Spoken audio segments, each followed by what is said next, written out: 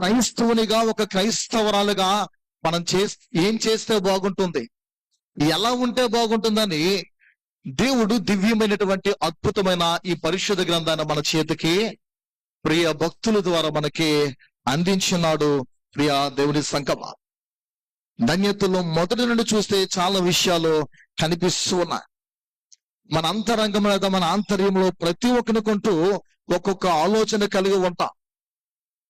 కానీ ప్రతి ఒక్కరి ఆలోచన ఉన్నటువంటి ముఖ్య ఉద్దేశం ఏంటంటే, నేను సంతోషంగా లేదా ఆనందంగా ఉండాలి, సమాధానముగా ఉండాలి, నా కుటుంబం బాగుండాలి. బాగుండడం అంటే హ్యాపీగా ఉండడం. మేమంతా బాగుండాలనే భావనతోనే ప్రతి ఒక్కరు ఉంటాం. మనము ఎన్ని పనులు చేసినా, ఎలాంటి వృత్తిలో ఉన్నా, ఎలాంటి ఉద్యోగం మనం చేయొచ్చు ఉన్నా, మనం దేని కొరకు ప్రయాసపడతాం? ఆనందం కావాలి, నెమ్మది కావాలి, ప్రశాంతత అనేది మాకు కావాలి అనేటువంటి ఆలోచనతో ఉంటాం. ప్రత్యేకంగా మనం గమనించినలా సహవాస పరంగా గాని, ప్రకృతి పరంగా గాని, నరుడైన వాడు తన జీవితంలో 3 విషయాలలో ప్రత్యేకంగా తన యొక్క ఆలోచనను సంతృప్తితో నింపుకుంటున్నాడు. ఈ 3 విషయాలు తప్పిపోవడం వలన, ఈ 3 విషయాలు తన జీవితంలో లేనందువలన అన్ని విషయాలలో అసంతృప్తి లేదా సంతోషానికి దూరంగా ఉండడము, ఆనందానికి దూరంగా ఉండిపోవడము. ఆనందం అనేది తన జీవితానికి చాలా అందనటువంటి దూరంలో ఉండడము.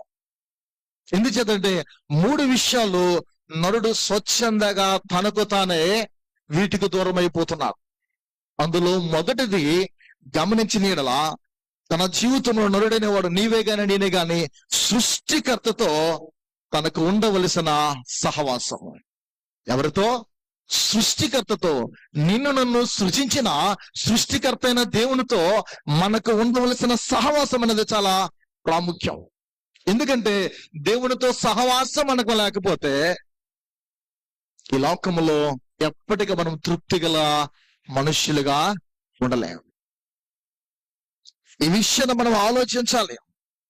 దేవుడు నిన్ను నన్ను మనందరినీ తన స్వరూపములో, తన పోలికలో చేస్తున్నాడు. తన స్వరూపములో, తన పోలికలో చేయబడిన నీవు నేను ఎవరితో సహవాసము కలిగి ఉండాలి? సృష్టికర్త అయిన దేవదేవునితో సహవాసాన్ని కలిగి ఉండాలి. యోబంటాడు, ఆయనతో సహవాసము చేసిన యెడల నాకు సమాధానము కలుగును, అలాగున మేలు కలుగునని దేవుని వాక్యము పిల్లరా తన మిత్రుడైన ఎలీఫాజు 22వ అధ్యాయము 21వ వచనంలో తెలియజేస్తూ ఉంటాడు. యోబు స్నేహితుడు, ఆయనతో సహవాసము చేసిన యెడల నీకు సమాధానము కలుగును, అలాగు నీకు మేలు కలుగుననే విషయం మనకి కనిపిస్తూ ఉంది. తావ తప్పిపోతున్న మానవుడు, దారి మళ్ళీపోతున్న నరుడు, వెళ్ళవలసిన మార్గంలో వెళ్ళకూడని మార్గంలో వెళ్ళిపోతూ సృష్టికర్తతో సహవాసాన్ని తెంచుకుంటున్నాం, లేదా దేవుని యొక్క సహవాసంలో నిలవలేకపోతున్నాం. అందుకే ఈ విషయంలో తప్పిపోతే తృప్తి అనేది ఎన్నటికీ ఎప్పటికీ రాదు.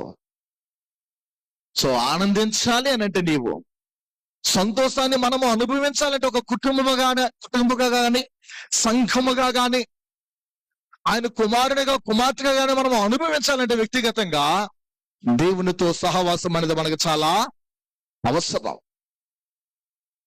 ఒక వ్యక్తి వైద్యుడి దగ్గరికి వచ్చి, నేను ఏకాకిని, నా జీవితం అంతా ఒంటరితనం అయిపోయింది,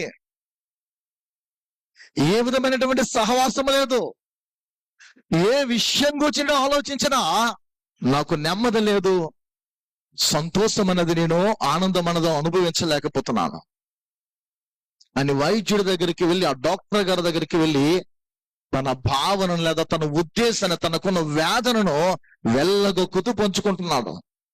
ఆ డాక్టర్ అంటాడు, ఇది 18వ శతాబ్దంలో జరిగిన విషయము. ఆ వైద్యుడు అంటాడు, సర్కస్ చేసే వాళ్ళు ఈ సమీపంలో ఉన్నారు.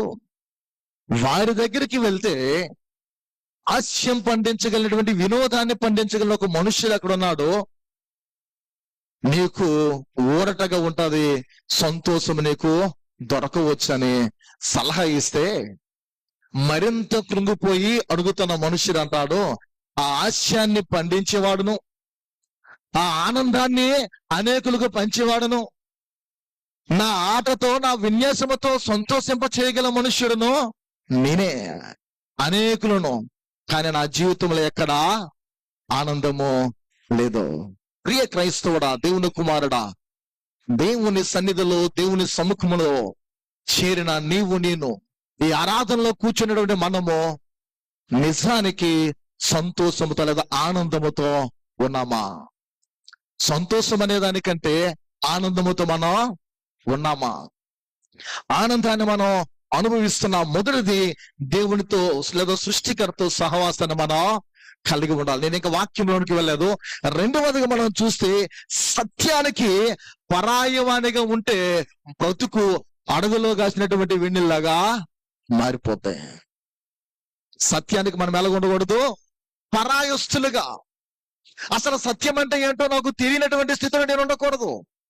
సత్యానికి ప్రతిరూపగా, సత్యము కొరకు పిల్లరా ఈ భూమికి వచ్చిన వాడు, సత్యంతో నిన్ను ప్రదర్శించిన వాడు ప్రభు అయిన యేసు. జ్ఞాని సొలొమోను అంటాడు, సత్యమును అమ్మివేయక దాన్ని కొని ఉంచుకొనమంటాడు సామెతల్లో. కానీ ఈ కాలంలో అది ఈ అంత్య దినాలని చెప్పుకోవచ్చు. ఎలా ఉందంటే సత్యానికి పరాయస్తులైపోతున్నాం. సత్యం అంటే ఏంటో ఎరిగినటువంటి పరిస్థితుల్లో ఉంటున్నాం, తెలిసి కూడా అదేదో నాకు అపరిచితమైన పదము అనేటట్లు మనం కనిపిస్తున్నాం. మీరు నమ్మినా నమ్మకపోయినా ఇది మనందరి జీవితంలో వాస్తవం. సత్యానికి మనం పరాయస్తులుగా ఉండి గందరగోళం వైపు మన జీవితాలను పరుగులు తీస్తున్నాం. కొన్ని పరిస్థితులు మనం చూస్తున్నప్పుడు కొంతమంది దగ్గరికి మనం వెళ్తే గందరగోళంగా ఉంటుంది. గందరగోళం అంటే ఏంటి? ఎవరికి ఏమీ అర్థం కాదు. బాబేలు గోపురం ముందు కొట్టుకున్నప్పుడు దేవుడు భాషలు ఏం చేశాడు? పారుమొర చేసినప్పుడు గందరగోళ పరిస్థితులు చోటు చేసుకున్నాం. అబ్రాము అనే వ్యక్తి అబ్రహాముగా మారిన తర్వాత జనములకు తండ్రిగా దీవింపబడ్డాడు. అతని పేరు అబ్రాము అనేటువంటి పదం మనం చూసేప్పుడు హెబ్రీలో అబ్రాము అనగా గందరగోళము అని అర్థం. అలాంటి గందరగోళపు పరిస్థితుల్లో నుండి అబ్రామును దేవుడు దీవించి జనములకు తండ్రిగా, విశ్వాసములకు పిల్లల అనేకులకు గొప్ప మాదిరిగా దేవుడు హెచ్చించాడు. సత్యానికి పరాయస్తులుగా మనం మారిపోతే మన జీవితాల్లో పిల్లరా మన బతుకు గందరగోళమైపోతాయి. చిందరమందర అనే పదాలు మనం చిన్నప్పుడు చదువుకుని ఉన్నాం. ఇప్పుడు కూడా పెద్దలైన వారు అంటారు, అలాంటి చిందరమందరగా జీవితము తయారైపోతాయి. అందుకే గందరగోళంగా మనం ఉండకూడదు. ఎంతైనా మనకు అవసరమైనది సత్యం. యోహాను సువార్తలు అంటాడు, సత్యమందు నిన్ను నన్ను మనను మన ప్రభువు ప్రతిష్ఠించాడు. 8వ అధ్యాయం యోహాను సువార్తలు అంటారు యేసుప్రభువారు, మీరు నిజముగా నా వాక్యం అనేదా నా యొక్క లేఖనాలను ఎరిగిన వారైతే నాకు శిష్యులయ్యుండి, ఇది గణతంత్ర దినోత్సవం కనుక ఆ సమయంలో మన మాట జ్ఞాపకం చేసుకోవాలి. సత్యమును గ్రహించి మీరు నాకు శిష్యులయ్యుందరు. ఆ సత్యం మిమ్మల్ని ఏం చేస్తుంది? స్వతంత్రులుగా చేస్తుంది. నరుడు స్వేచ్ఛను తన కొరకు కాక దేవుని కొరకు ఉపయోగించుకుంటే ఆనందం అన్నదే అనుభవిస్తాడు. సృష్టికర్తను ఏం చేయకూడదు మనం? సృష్టికర్తకి ఎలా ఉండకూడదు మనం? ఆయన సహవాసానికి దూరంగా లేదా దేవునికి సహవాసానికి దూరంగా ఉండకూడదు.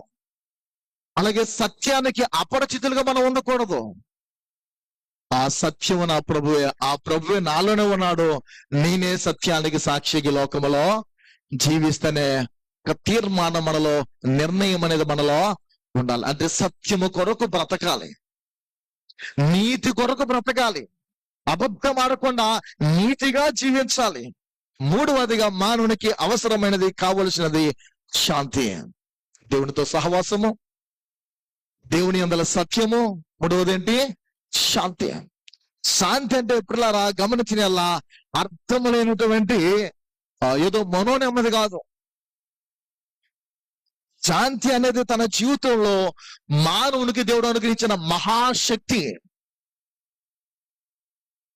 ఆ శాంతి కొరకే నరుడు ఈ భూమి మీద తిరుగుతూనే ఉన్నాడు, కానీ శాంతి మాత్రం పొందలేకపోతున్నాడు, అనుభవించలేకపోతున్నప్పుడులారా జీవితం అనే తుఫానులో, కుటుంబం అనే తుఫానులో మనం ముందుకు వెళ్తూ ఉంటే ఎలాంటి పరిస్థితులు చోటు చేసుకున్నా నీ జీవితాంతము కూడా ప్రతి పరిస్థితిని దేవుడు ఛేదించి శాంతి అనే దివ్యమైన శక్తిని దేవుడు మనకి అనుగ్రహిస్తాడు. ఎలాంటి సిచ్యువేషన్ సరే, సిచ్యువేషన్ మన జీవితంలో చోటు చేసుకున్న శాంతిని దేవుడు మనకి ప్రసాదిస్తాడు. అందుకే ఇవన్నీ మనకు అవసరం. ఈ మూడు మన జీవితంలో ఉంటే తప్పకుండా నువ్వు ధన్యుడవు, ధన్యురాలవు. అది ఈ మత్తయి సువార్త 5వ అధ్యాయంలో వ్రాయబడినటువంటి సారము. దానిలో కనిపిస్తున్నటువంటి ఈ మాటలు మనం గమనిస్తే 5వ అధ్యాయము ధన్యతల్లో అన్నిటినీ నీ సమయంలో తినేది, కానీ ఒక వచనం ఎదుట ఉంచాలని ఆశపడుతున్నాను. అందులో 8వ వచనం చదువుకుందాం. హృదయ శుద్ధి గల వారు ధన్యులు, వారు దేవుణ్ణి చూచెదరు. హృదయ శుద్ధి గల వారు ధన్యులు, వారు దేవుని చూచెదరు. అంటే పవిత్రత ద్వారా నువ్వు ఆనందాన్ని పొందవచ్చు అంటున్నారు యేసుప్రభువారు. ధన్యులు అని అంటున్నారు ఆయన. ముందుగా చెప్పుకున్నట్ట మూడింటిని ఎప్పుడైతే మనం కలిగి ఉంటామో ధన్యత మన జీవితంలోకి దేవుడు అనుగ్రహిస్తాడు. ఆనందాన్ని దేవుడు మన జీవితంలో చేకూరుస్తాడు. దాన్ని అనుభవించే వారికి మనం ఉండగలుగుతాం.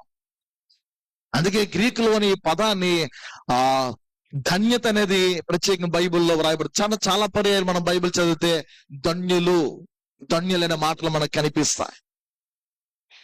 ఆనందముతో అంటే ఆనంద జీవులు అనే పదాన్ని ప్రయోగించక ఆ ధన్యులు అనే పదము చాలా అద్భుతంగా ప్రయోగించడం కనిపిస్తుంది బైబిల్లో.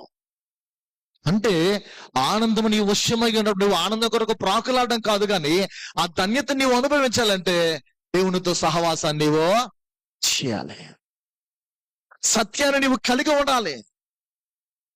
అంత మాత్రమే కాక మన జీవితంలో ఇప్పుడరా నిరంతరము దైవ శాంతి కొరకు మనము ప్రయాసపడాలి.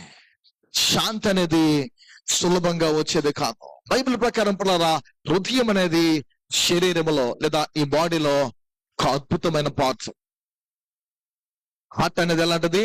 ఒక అద్భుతమైనటువంటిది.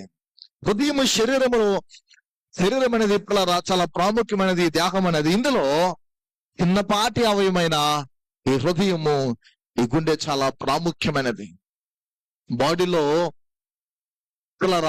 ఈ హృదయానికి ఎక్కువ ప్రాముఖ్యత ఇవ్వబడినట్లు బైబిల్ చెబుతుంది. అనేకమైన పుస్తకాలు కూడా తెలియజేస్తూ ఉన్నాయి. ఆవేశాలకు మన హృదయం ఏమవుతుంది? కేంద్రస్థానంగా ఉంటుంది. జాగ్రత్తగా వినాలి. ఆవేశాలకు మనందరి హృదయాల్లో కేంద్రస్థానం. నీ ఆవేశం ఎక్కడ నుండి వస్తుందంటే నీ హృదయములో నుండి బయటకు వస్తుంది. యేసుప్రభువు అంటున్నారు, హృదయ శుద్ధి గలవారు ధన్యులు, వారు దేవుణ్ణి చూచెదరు. మన హృదయంలో ఎలా ఉంటుంది? ఆవేశముతో నింపబడుతుంది. ఆవేశం అనేది హృదయానికి కేంద్రస్థానంగా కనిపిస్తుంది.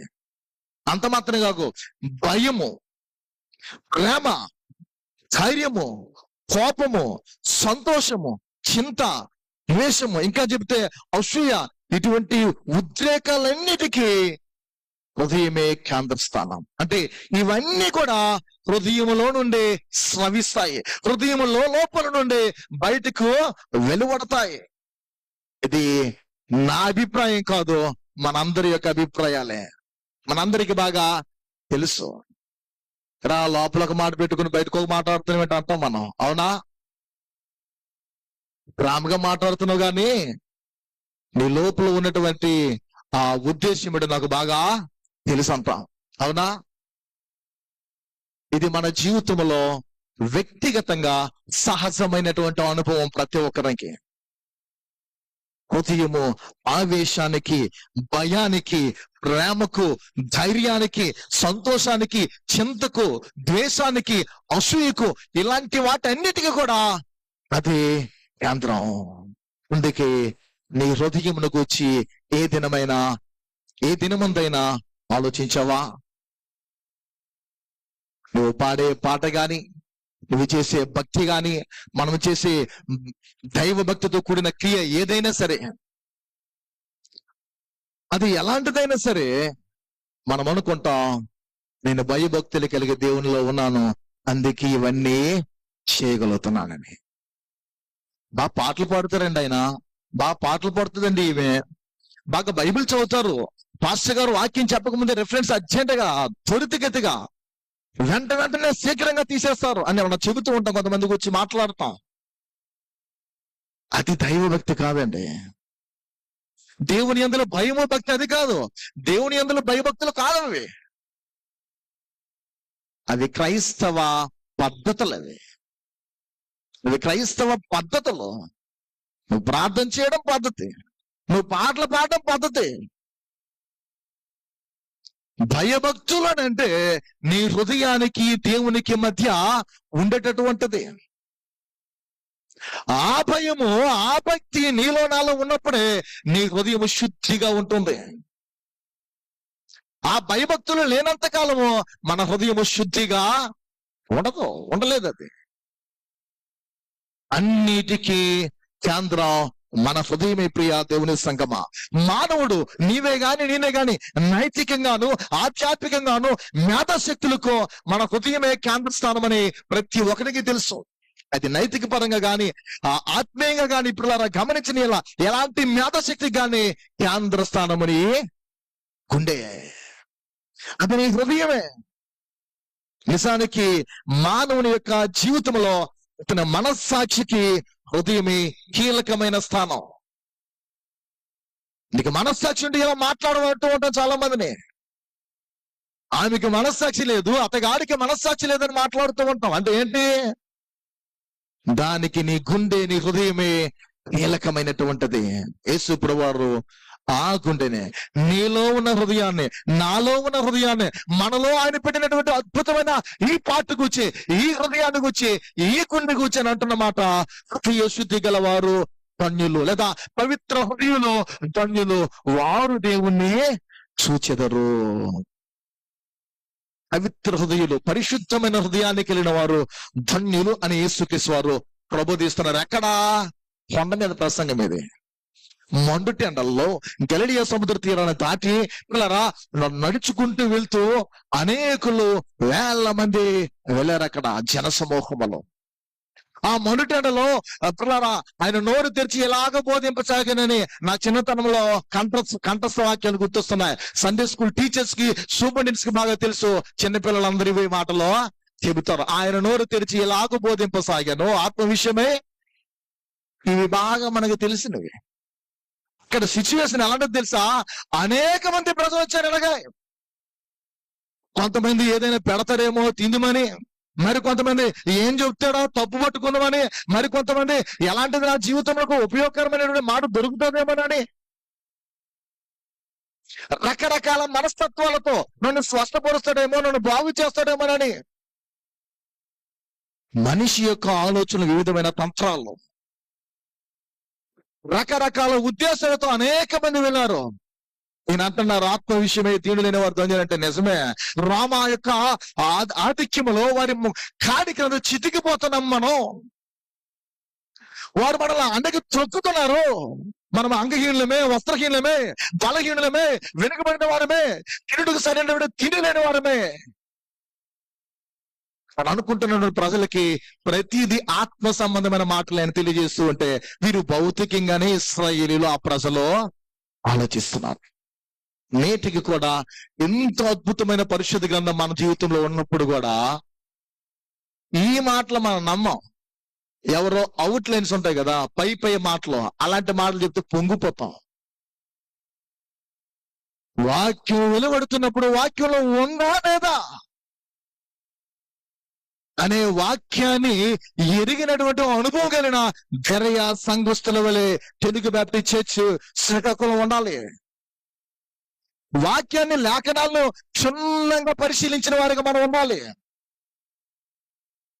ఏది సత్యమో, ఏది అసత్యమో, ఏది దుర్బోధో, ఏది సరైన బోధో ఆ ఆలోచన మనలో ఉండాలి. పిల్లరా, ఆయన పరిశుద్ధ హృదయం కలిగిన వారు, పవిత్ర హృదయం కలిగిన వారు ధన్యులు అంటూ ఉన్నారు. అంటే ప్రేమ అనురాగానికి హృదయము కేంద్రమైతే దేవుని ఎడల మనకున్న ప్రేమ కూడా ఎలా ఉండాలి? పవిత్రమైనదిగానే, పరిశుద్ధమైనదిగానే ఉండాలి అంటున్నాడు ఆయన. నీ హృదయము ప్రేమకి, అనురాగానికి కేంద్రంగా ఉన్నప్పుడు నీ ప్రేమ కూడా పవిత్రమైనదిగా, పరిశుద్ధమైనదిగానే ఉండాలి. అది కపట ప్రేమో, దొంగ ప్రేమో పిల్లరా ఏ విధమైన భావనతో ముద్దు పెట్టి ఉన్నాడు యేసు ప్రభువారికి. 12 మందిలో ఒకడు ఇస్కరియోతు మనందరికి బాగా సుపరిచితుడు. ముద్దు పెట్టంత స్థాయికి వెళ్ళాడంటే యేసుక్రీస్తుతో ఎంత సన్నిహితంగా ఉండి ఉంటాడో ఆలోచించండి. రామనురాగాలకి ఏది కేంద్రం? నీలో ఉన్న గుండె, హృదయమే. అది ఏనాడైనా ఆగిపోయిందా? మనం ఎక్కడికి పరదేశులము ప్రియులారా మనం పాడుతాం కదా. అది రాకముందే హృదయం శుద్ధిగా చేసుకోమంటున్నాడు ఆయన. ఒక్కసారి హృదయం మన జీవితంలో నమ్మకంగా పనిచేస్తున్నది ఆగిపోయిందంటే మన్ను ఎప్పటికీ దేవుణ్ణి స్తుతించలేదు. మన్ను దేవుణ్ణి, మట్టి అనేది దేవుణ్ణి ఏ విధంగా ప్రార్థించలేదు.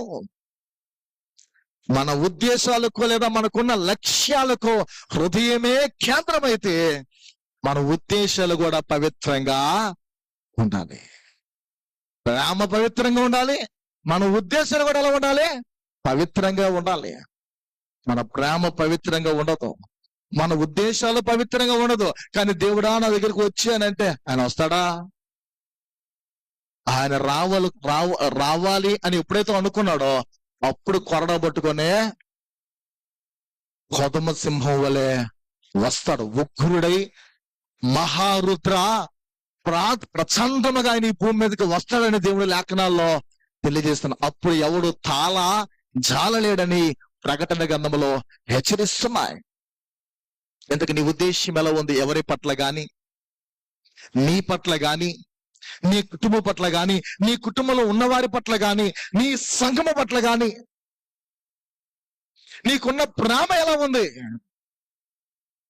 ప్రేమ నిష్కపటమైనదిగా ఉండాలంటున్నాడు ఆయన.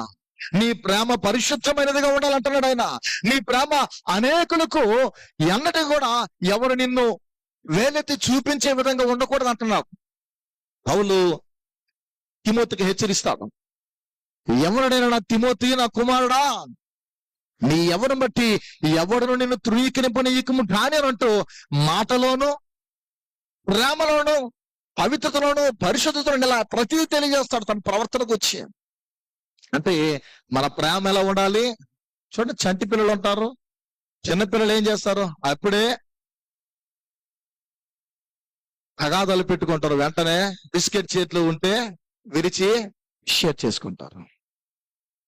యేసుక్రీస్తు వారు ఉదాహరణ చెప్పారు, చూద్దాం ముందుకు వెళ్ళప్పుడు. మన జీవితంలో మన ప్రేమ పవిత్రంగా ఉండాలి. నీ ప్రక్కన ఉన్న వాళ్ళతో నువ్వు మాట్లాడు. పరలోకానికి ఏం వెళ్తాం మనం? మన కానుకలు ఎవరికి కావాలి? మన భక్తి ఎవరికి కావాలి? మనం చేసే క్రియలు ఎవరికి కావాలి? నీ హృదయం శుద్ధిగా లేకపోతే కోట్ల రూపాయల దేవుడికి నువ్వు హెచ్చించినను పరలోకం సంపాదించలేవు. వారి సమృద్ధిలో నుండి అనేక మంది దేవుని కనపరచడానికి ప్రయత్నించారు, కానీ ఆ భేద విధవరాలను ఆయన లక్ష్య పెట్టాడు. హేబేలు దేవునికి ఇచ్చాడు, కయీను దేవునికి ఇచ్చాడు. కానీ ఒకరిని దేవుడు లక్ష్య పెట్టి మరొకరిని లక్ష్య పెట్టకపోవడం అనేది చాలా భయంకరం. ఇక్కడ ఎంతమంది ఉన్నాం, ఇంతమందిలో కొద్దిమందే కొనుకోబడి మరికొంతమంది మనతో పాటు ఉన్నవారు విడువబడితే ఎంత భయంకరం.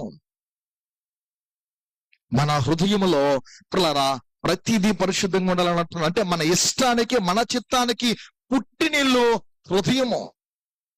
మన ఇష్టం, మన చిత్తం అనేది ఏదైతే ఉందో దానికి పురిటిల్లు పిల్లలు. మన పుట్టినిల్లేదే మన హృదయం అయితే మన చిత్తము కూడా క్రీస్తుదైనట్లుగానే ఉండాలి, దేవునిదైనట్లుగానే ఉండాలి. బుద్ధిపూర్వకంగా తన ఇంటిని తాను విడిచి వెళ్ళి పోయినటువంటి కుమారుడు గురించి మనకు తెలుసు. అలాగే బుద్ధిపూర్వకంగా, ఇష్టపూర్వకంగా, మన చిత్త ప్రకారంగా మనం జీవిస్తున్నటువంటి జీవితం కనిపిస్తుంది. దాని కేంద్రం మన హృదయం. దాని కేంద్రం నీ హృదయమైనదన్నప్పుడు అది క్రీస్తుదైనట్టుగానే ఉండాలని దేవుడు ఆశిస్తున్నాడు. ఆయన పలుకుతున్న మాటల ఉద్దేశం అది. అంటే అది ఆయన చిత్తమై ఉండాలి. గత కాలంలో దేవుని మౌనము అని ప్రసంగం చేసినప్పుడు చివరిలో ఒక పాయింట్ చెప్పాను. అదేంటంటే, మొదట అబ్రహాముడు కుమారుని తీసుకువెళ్తున్నప్పుడు దేవుడు ఎందుకు మౌనంగా ఉన్నాడంటే పరీక్షించడానికి మౌనంగా ఉన్నాడని చెప్పాను. రెండవది, లాజరు రోగి ఆయన వర్తమానం చెప్పినప్పుడు ఆయన రాకుండా ఎందుకు మౌనంగా ఉన్నాడంటే దేవుడు మానవుని యొక్క జీవితంలో ఏ విధంగా పరీక్షిస్తాడని మనం తెలుసుకుని ఉన్నాం. చివరగా తన చిత్తాన్ని పరీక్షించేవాడు దేవుడు. నా చిత్తానికి లోబడతాడు లేదని. తండ్రి, నీ చిత్తమైతే ఈ గిన్నె నా యొద్ద నుండి తొలగించు. దేవుని నుండి సమాధానం రాలే, మౌనంగా ఉన్నాడు. యేసుక్రీస్తు వెంటనే ఆయనను నా చిత్తము కాదు, నా ఇష్టం కాదు, నీ చిత్తమే సిద్ధించునుగాక. అంటే మనందరము ప్రేమలో పవిత్రంగా, అంటే పరిశుద్ధంగా ఉండాలి. మనమందరము ఉద్దేశాల్లో పవిత్రంగా ఉండాలి. మన ఉద్దేశాలు, మన ప్రేమ, లేకపోతే మనకున్నటువంటి ఆశలు, మన లక్ష్యాలు పవిత్రంగా ఉంటే నిన్ను చూచి 10 మంది వస్తారు. నీ ఇంటికి అనేకులు చేరుతారు. నీలో ఉన్న క్రీస్తును చూసి అనేకులు నిన్ను ఆశ్రయిస్తారు. ఇది నిజం. పిల్లరా, మన ప్రభు ఆశ్చర్యకరుడని మనందరికి బాగా తెలుసు. ఈ సత్యాన్ని మనం మరువకూడదు. పవిత్ర హృదయం అనగా ఏంటో మనం పరిశీలన చేస్తే, పాపము చేయకుండా జీవిస్తున్న బ్రతుకులా మనమని ప్రశ్నించుకుంటే అందరము పాపులమే. మనమందరము పాపులమే. పిల్లరా, ఎప్పుడు ఎన్నడూ నేను తప్పే చేయలేదనే మనుషులు ఎవరమో, పొరపాటులు చేస్తున్న వారము, తప్పుదములు చేస్తున్న వారు ముప్పులారా బైబిల్ గ్రంథంలో కనిపిస్తుంది. పవిత్ర హృదయం అంటే బహు పరిశుద్ధినిగా కనిపిస్తూ, ఏదో సన్యాసులు చూస్తారు కనిపిస్తారు, వారి వలె ఒక దీక్షను పూనుకొని దేవునితో ఉండము అనేది కాదు. పరిశుద్ధమైన హృదయాన్ని గురించి దేవుని వాక్యము హెచ్చరిస్తుంది. అది దేవుడి నీ జీవితంలో చేసిన ఒక అద్భుతమైనటువంటి పవిత్ర హృదయం అనేది. సత్యాన్ని అపార్థం చేసుకుంటున్నారు నేటి కాలంలో పిల్లారా. అందుకే పరిశీలన ఉద్దేశించి యేసుక్రీస్తు వారు విమర్శించారు. 23వ అధ్యాయము మత్తయి సువార్త 27వ వచనం చదువుకుందాం. మత్తయి సువార్త 23వ అధ్యాయము 27వ వచనం. అయ్యో శాస్త్రులారా, పరిసయ్యులారా, మీరు సున్నము కొట్టిన సమాధులను పోలి ఉన్నారు. అవి వెలుపల శృంగారముగా అగుపడిన గాని లోపల చచ్చిన వారి ఎముకలతోనూ సమస్త కల్మషముతోనూ నిండి ఉన్నవి. యేసుక్రీస్తు వారు ఇది విమర్శిస్తున్నారు. పవిత్ర లేదా పరిశుద్ధమైన హృదయం, శుద్ధ హృదయం అనే సత్యాన్ని అపార్థం చేసుకుంటున్న మనుష్యులకు ఆయన హెచ్చరిస్తున్న మాట ఏంటంటే, అయ్యో వేషధారులైన శాస్త్రులారా. ఎవరు వీళ్ళు? వాక్యాన్ని ఎరిగిన వారు, లేఖనాలను బాగా క్షుణ్ణంగా ఎరిగిన మనుష్యులు. శాస్త్రులారా, పరిసయ్యులారా, అగ్రగణ్యులు అని విర్రవీగుతున్న వారులారా, మీరు సున్నము కొట్టిన సమాధులను పోలి ఉన్నారు. అవి వెలుపుట బహు శృంగారముగా అలంకారంగా ఉంటాయి, కానీ లోపల ఎలా ఉంటాయంటే లేఖనాల్లో వ్రాయబడుతున్నమాట, ఎముకలతోనూ సమస్త కల్మషముతోనూ నిండి ఉన్నది. ఈ విమర్శ సరైనటువంటిది. ప్రభు చెప్పింది. నరుడు పైకి ఎలా ఉన్నాడనేదే కాదు దేవునికి కావాల్సింది, లోపట మనం ఎలా ఉన్నా. సున్నము కొట్టిన సమాధుల వల్ల మన జీవితాలు ఉంటే అది కుళ్ళి పట్టము తప్ప దేవునికి ప్రయోజనకరంగా మాత్రమో ఉండదు. మన లోపల శుద్ధత అనేది ఉంటే, పరిశుద్ధత అనేది మనలో ఉంటే తప్పకుండా నీవు అనేకులకు దీవెనకరుడిగా ఆశీర్వాదకరుడిగా ఉంటావు. ఎందుకంటే మన ప్రభు అలా దీవించాడు, అలా ఆశీర్వదించాడు. కానీ నేడు బాధలు ఎలా చెప్పాలి తెలుసా? దేవుడు మిమ్మల్ని దీవిస్తాడమ్మా, ఆశీర్వదిస్తాడమ్మా, ఇలాంటి ప్రసంగాలే. ఈ గాస్పెల్ చెబితేనే మనుషులకు విలువ.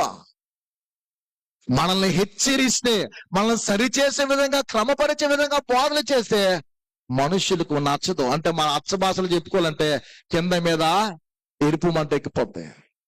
దేవుని మాటలు అలాంటివి. అపోస్తుల కార్యాల్లో రాయబడిన మాట ఏంటో తెలుసా? ఏనాడైనా వాక్యం విన్న తర్వాత పాస్టర్ గారి దగ్గరికి వెళ్ళి ఇదివరకు చెప్పాను అనుకుంటున్నాను, అయ్యగారు చాలా బాగా ప్రసంగం చేశారని అనకూడదు. నీ హృదయమందు నొచ్చుకొని, అక్కడ రాయబడదు, వారు హృదయమందు నొచ్చుకొని వారే. నీ హృదయంలో నొచ్చుకొని నీ పాపాలు, నా పాపాలు, మన తప్పిదాలు, లోపాలను సవరించుకొని మనం ఏం చేయాలి?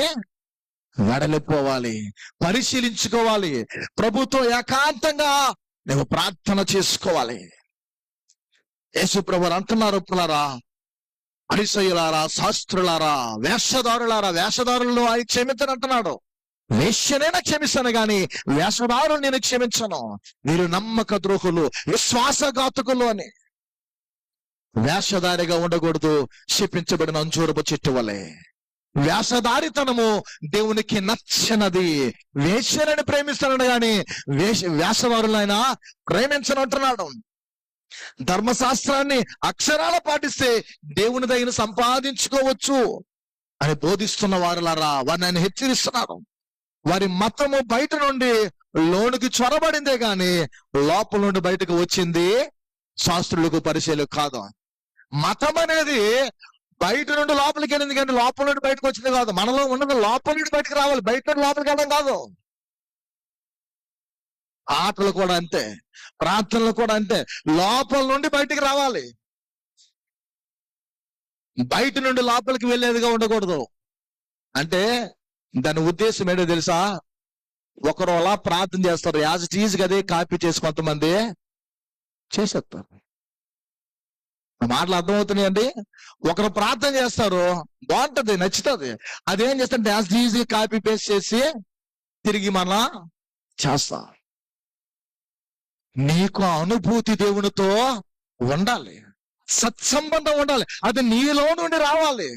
ఏమనుకో కానీ ప్రియ సంగమా, ఇది సరి చేయబడాలని మాట అంటున్నాను. ఇక్కడ పాట పాడదు స్తుతి ఆరాధనలో. ఏం పాట అది?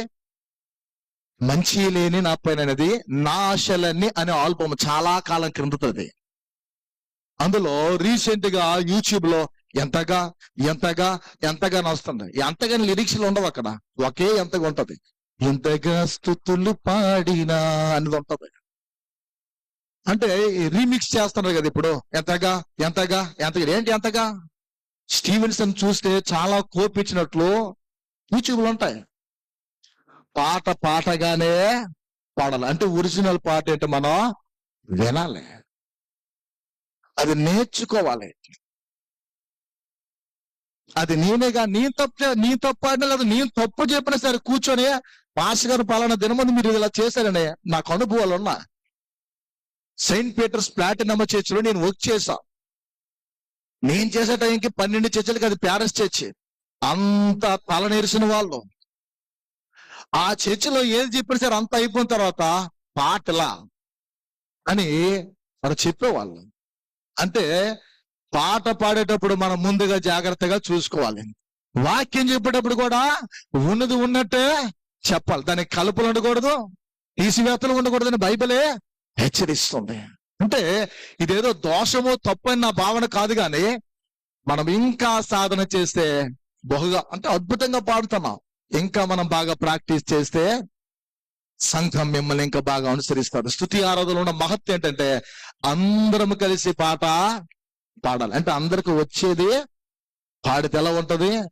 అది ఒక పరలోకమయముగా ఉంటుంది ఆ వాతావరణము. చూడరా, గమనిద్దాం. పాత్రల బాహ్య శుద్ధి అనేది మతాచారాలు అనేది యూదుల యొక్క ఆసక్తి. మత్తయి సువార్త 23వ అధ్యాయము 25వ వచనంలో మనం చూస్తే, 23వ అధ్యాయం 25వ వచనంలో మనం చూస్తే, అయ్యో వేషధారులైన శాస్త్రులారా, పరిసయ్యులారా, మీరు గిన్నెయు పల్లెమును వెలుపట శుద్ధి చేయుదురు గాని అవి లోపల దోపుతోనూ అజింత్రియత్వముతోనూ నిండి ఉన్నది. గమనించింది అలా, గుడ్డి పరిసయ్యుడా, గిన్నెయు పల్లెమును వెలుపల శుద్ధిగునట్టుగా ముందు వాటి లోపల శుద్ధి చేయమంటే పాత్రల బాహ్య శుద్ధి మతాచారాల యందు ఆసక్తి. కొంతమంది చెప్తాం ఇలా చేయాలనే కొన్ని ప్రిన్సిపల్స్ ఉంటాయి మనకి. అది మతపరమైనటువంటి వారి జీవితంలో యూదులకి మతం అంటే పిచ్చి. ఆ పిచ్చితో యేసుప్రభువుని సిలువేస్తారు.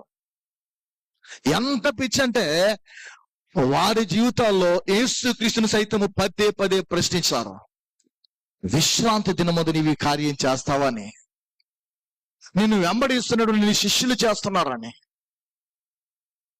పిల్లరా, పాత్రలు బాహ్యంగా వెలుపట కేవలం మనం శుద్ధి చేసుకుంటే కాదు అని అంటున్నది ఏంటంటే లోపల శుద్ధి అవసరం. ఒక పుండు వచ్చింది అనుకోండి, ఒక గడ్డ ఓ పుండు వచ్చింది అనుకోండి దేహంలో ఎక్కడైనా, దాన్ని ఎక్కడ ముంచేయాలి? పైన శుభ్రం చేసి లోపల అది మాడితేనే పైకి అది మన లోపల మానాలంటే ఏమవ్వాలి? దానికి లోపలికి మందు వెళ్ళాలి, లోపల మందు వెళ్ళాలి.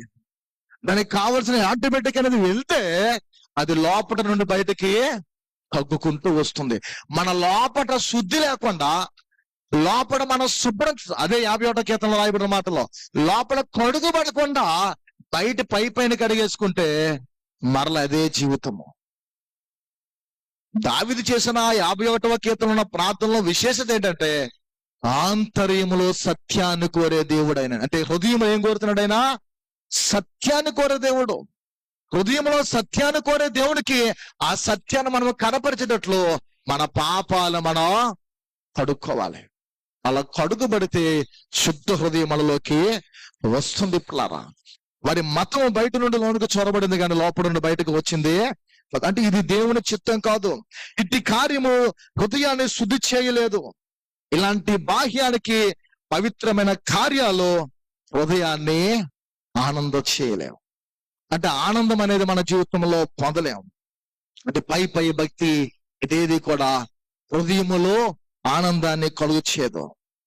పాపము నుండి ఎవరిని శుద్ధీకరించలేవు. పాపం అనేది ఎప్పుడైతే మన జీవితంలో ఒప్పుకోవడానికి ప్రయత్నిస్తామో అప్పుడే మన జీవితంలో స్రవిస్తుంది. పిల్లారా, పరిసయ్యులు పరిశుద్ధమైన ఆనందాన్ని అనుభవించలేకపోయారు. వారు సామాన్యులు కాదు. యూదుల అధికారి అయినటువంటి నికోదేము కూడా పరిసయ్యుడే. సౌలు పౌలుగా మారిన వ్యక్తి కూడా పరిసయ్యుడే. వీళ్ళందరూ అగ్రగణ్యులు. కానీ వారు ఏం పొందుకోలేకపోయారు? అనేక మంది ఆనందాన్ని అనుభవించలేకపోయారు. అంటే సంతోషాన్ని దేవుని యొద్ద నుండి పొందుకోలేకపోయారు. వారి జీవితాల్లో ముఖాల్లో విచారం, ఏదో కోల్పోయినట్లు ముఖాల్లో విచారము, వారి నరాల్లో బలహీనత, వారి మనస్సు నిరాశతోనే ఎల్లప్పుడూ ఆవరించి ఉండేది. దేవుని కలిగిన వాడు ఎలాంటి పరిస్థితి అయినా సంతోషంగానే అంటే ఆనందంగానే ఉండాలి. పౌలు ఊరికి అనలేదు కదా ఆనందించుడి, మరలా చెప్పుదని ఆనందించుడు, ఎల్లప్పుడూ ప్రభునందు ఆనంది. ఎవరిని ఏం చేసేద్దామా అది ఇది ఆలోచన కలిగినోడికి ఎప్పుడు విచారమే. మనం క్రైస్తవులంగా అలా ఉండకూడదు. ఎలా ఉండాలి? సంతోషము లోపల ఉన్నప్పుడు, ఆనందము లోపల ఉన్నప్పుడు నీ హృదయము ఎప్పుడైతే ఆనందంతో నింపబడుతుంది నీ ముఖము ప్రకాశిస్తుంది. నీ హృదయంలో విచారం ఉన్నప్పుడు, నీ హృదయంలో వేదన ఉన్నప్పుడు, నీ హృదయంలో ఎవరిని ఏం చేద్దామని ఆలోచన కుతంత్రాలు నీలో ఉన్నప్పుడు, ద్వేషము, అసూయ, కలహాలు, మత్సరములు మనలో ఉన్నప్పుడు ముఖములో వెలితి కనిపిస్తుంది. కానీ వెలుగనేది యేసుప్రభు అంటున్నారు, నీ హృదయం శుద్ధిగా ఉంటే నాకు ఇష్టం. హృదయం శుద్ధిగా లేకుండా దేవుని మనం చూడలేము, దేవుని మనం అనుభవించలేము. పిల్లరా, అందువలనే కలహాలు, విరోధ భావాలు, ద్వేషం వారిని ఆవరించాయి. 66వ కీర్తన 18వ చరణంలో చూస్తే ఒక మాట రాయబడుతుంది. చివరిగా కొన్ని చెప్పి ముగించుకుందాం పిల్లరా. 66వ కీర్తన 18వ చరణం. నా హృదయములో నేను పాపమును లక్ష్యము చేసిన ఎడలా ప్రభు నా మనవి వినకపోవును. మన హృదయములో పాపాన్ని లక్ష్యము చేస్తే మన మనవి, మన విన్నపము, మన ప్రార్థన దేవుడు వినడు. హృదయ శుద్ధిని గుర్చిన సత్యాన్ని, దేవుని సంకల్పాన్ని గమనించలేకపోతున్నాము పిల్లరా. అద్భుతమైనటువంటి గ్రంథము బైబిల్ గ్రంథం మన చెంత ఉన్నప్పటికీ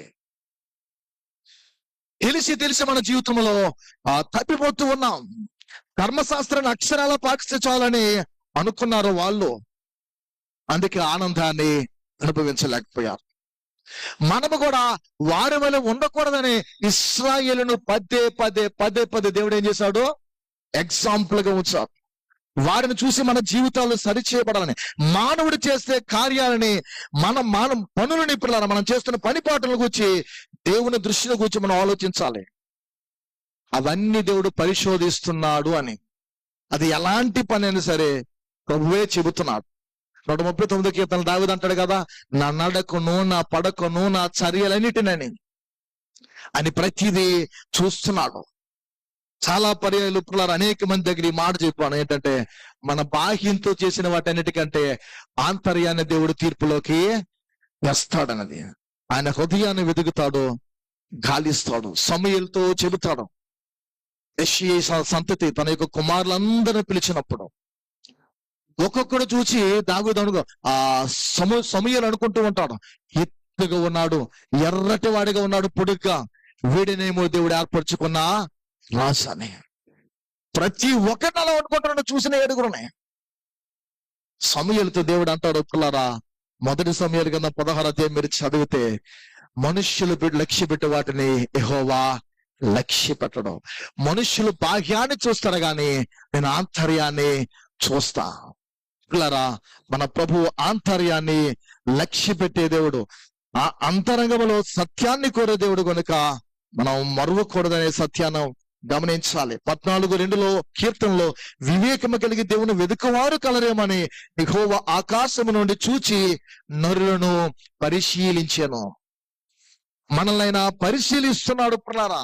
ఆయన హృదయాన్ని వెదికి నచ్చే హృదయాన్ని గాలిస్తాడైన. హృదయంలో ఉండే ఆలోచనలను, ఉద్దేశాలను పిల్లరా ఆయన సంకల్పాలను నెరవేర్చడానికి మన హృదయాన్ని చూస్తాడు. 8వ అంటాడు కదా, హృదయము అన్నిటికంటే మోసకరమైనది.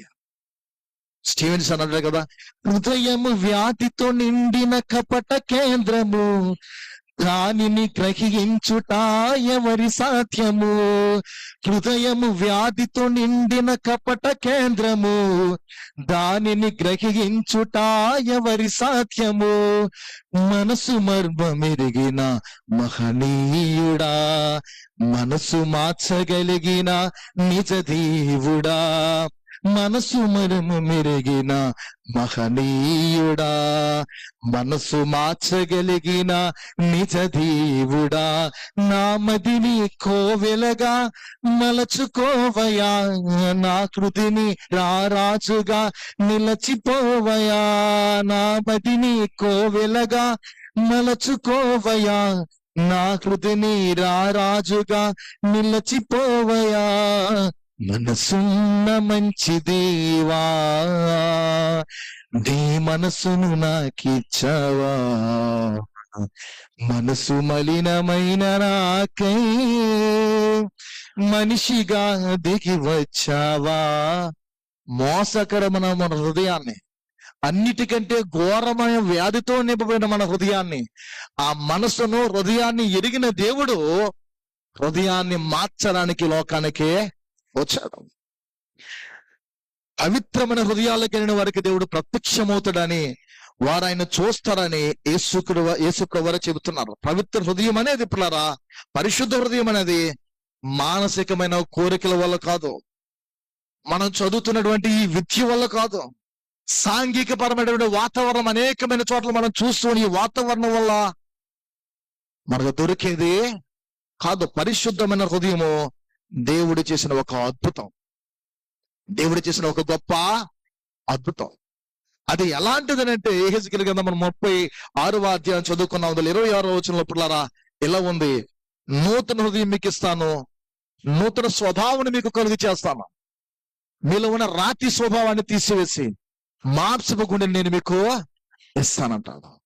అంటే నూతన హృదయాన్ని ఇస్తానంట. నీలో ఉన్న మలినమైపోయిన హృదయాన్ని, చెడిపోయిన హృదయాన్ని, అన్నిటితో నింపబడిన హృదయాన్ని. మీరు ఇంటికి వెళ్ళి చదవండి 7వ అధ్యాయం మార్కు సువార్త 19-20 వచనాల్లో మనుషుల లోపల నుండి అనగా హృదయంలో నుండి వచ్చినవని ఇన్ని రాస్తాడు అక్కడ. ఆ హృదయాన్ని తీసేసి నూతన హృదయాన్ని ఇస్తున్నాడు. నూతన స్వభావాన్ని అంటే నూతనమైనటువంటి ప్రవర్తన మన జీవితంలో కలుగు చేస్తాడు అంటున్నాడు.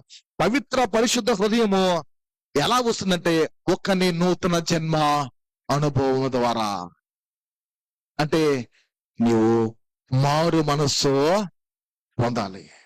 అందరం మారు మనసు పొందాం, బాప్తిసం తీసుకున్నాం, కానీ అది ఎలాంటిదో మనందరికి బాగా తెలుసు. మారు మనసు నూతన జన్మ వల్ల కలిగిన తప్ప వేరే విధంగా నూతన హృదయం మన జీవితం రాదు. అది ఒక నూతన సృష్టి. దేవుని వాక్యం తెలియదు, అదొక అద్భుతం. వారు మాత్రమే దేవుని వలన జన్మించిన వారు. యోహాను సువార్త 1వ అధ్యాయం 13వ వచనం ఉంటుంది, వారు దేవుని వలన జన్మించిన వారు, రక్తం వలన గాని, శరీరచన వల్ల గాని, మానవ సంకల్పం వల్ల గాని జన్మించిన వారు కారు. మనము దేవుని వలనే జన్మించాం కనుక మన రక్షణ మనం కాపాడుకుందాం, మన హృదయాన్ని సరి చేసుకుందాం, మన హృదయాన్ని శుద్ధి చేసుకుందాం. శుద్ధీకరింపబడి, క్షమింపబడి, నీతితో ఆరంభబడిన, నీతితో దేవుడు మనకు అనుగ్రహించిన ఆ హృదయాన్ని శాంతితో మనం నింపుకొని ఈ లోకములో సిలువనాథుడైన యేసుక్రీస్తు పాదాల దగ్గర మనం ఒరిగి మన తప్పిదాలన్నీ ఒప్పుకొని ఆయనపై ఆధారపడితే ఆనందము నీ జీవితంలోకి ధన్యులు అనేటట్లు దేవుడు చేకూరుస్తాడు. ఆ ఆనందాన్ని అనుభవించిన వారిగా, ఆ ఆనందాన్ని పంచిపెట్టే వారిగా, హృదయ శుద్ధితో అనేకులకు క్రీస్తును చూపించే వారిగా మన సంఘమంతటిని మనల్ని దేవుడు అలా నింపుతాడు. అలాంటి ధన్యత మనందరికి దేవుడు చేకూర్చి ఈ లోకములో పరిశుద్ధ హృదయాన్ని కలిగిన వారిగా ఆయన చూచే ధన్యతను దేవుడు మనందరికి అనుగ్రహించిన గాక. ఆమేన్. లేచి నిలబడదాం, రండి, అందరం తలలు ఉంచుకుందాం, ప్రార్థన చేద్దాం. నిజమే దేవా, సిలువపై నీవు మరణించి నీవు చేసిన ప్రాయశ్చిత్తము ద్వారా, నీవు మా కొరకు రక్తాన్ని చిందించడం ద్వారా నీ కృప వలన కార్యముగా చేస్తున్నావు. మేము నీ పాదాల చెంతకు వస్తున్నాం, మమ్మల్ని క్రమపరచండి స్వామి. ఇదిగో దేవా, అన్నిటికీ మా హృదయమే కేంద్రము. మా ఆవేశాలకు, మా ప్రేమకు, మా భయాలకు, మా కృంగిదలకు, మా అసమాధానానికి అన్నిటికీ మా హృదయమే, మా ప్రేమ అనురాగాలకి హృదయమే కేంద్రము. అలాంటి ప్రేమ కూడా పవిత్రంగానే ఉండాలి. మా ఉద్దేశాలు పరిశుద్ధంగా ఉండాలి. మా ఆశలు, మా లక్ష్యాలు పరిశుద్ధంగా ఉండాలి. ఆనందం కొరకు ఎందరో లోకంలో వెతుకుతున్నారు. ఆనందం మాకు కావాలంటే దేవునితో సహవాసం మొదలుగా నీకు ఉండాలి. ఆనందం నీకు దక్కాలంటే నీ జీవితంలో దేవునితో, ఆయన సత్యానికి నువ్వు దూరంగా ఉండక ఆయన హత్తుకోవాలి. ఆనందం నీవు అనుభవించాలంటే నీ జీవితంలో నిరంతరము శాంతి కొరకు ప్రయాసపడు. హృదయ శుద్ధిని దేవుడిస్తాడు. ప్రార్థిద్దాం. పరిశుద్ధుడా, ప్రేమ కలిగిన దేవానికి స్తోత్రాలు. విత్తబడి నీ కొద్ది వాక్కులు బడి ప్రార్థిస్తున్నాము స్వామి. నీరు కట్టి ఫలింపచేయండి. వాక్యానుసారంగా ప్రవర్తించే ధన్యతను మా బిడ్డలందరికీ కలుగు చేయండి. కొండ మీద ఆనాటి కాలంలో మా ప్రభువు, నీ కుమారుడు అద్వితీయుడు యేసుక్రీస్తు వారు ప్రబోధించినప్పుడు ఎందరో విన్నారు. హృదయ శుద్ధి గల వారు ధన్యులు, వారు దేవుని చూసేదరని. హృదయము శుద్ధిగా లేకుంటే, బాహ్యాన్ని కేవలము అలంకరణగా మేము పెట్టుకుంటే ఎప్పటికీ ప్రభువు చూడలేమని, ఆంతర్యములని సత్యాన్ని, శుద్ధిని కోరేవాడని పరిశీలన ద్వారా మీరు హెచ్చరించారు. ప్రభు ద్వారా విత్తన వాక్యానుసారమైన బ్రతుకులు మా బిడ్డలందరూ కలుగు చేయండి. ఆశీర్వదించండి. ఆత్మ సంబంధమైన దీవులను చేకూర్చి నీ లేఖనాల్లో వ్రాయబడి ఉన్న ప్రకారంగా నూతన స్వభావాన్ని, నూతన హృదయాన్ని పొందుకొని నూతనమైనటువంటి నీ మార్గంలో నడిచే ధన్యతను కలుగు చేస్తారని యేసు ప్రభు పేరట ప్రార్థిస్తున్నాను తండ్రి. ఆమేన్. దయచేసి అందరం కూర్చుందాం.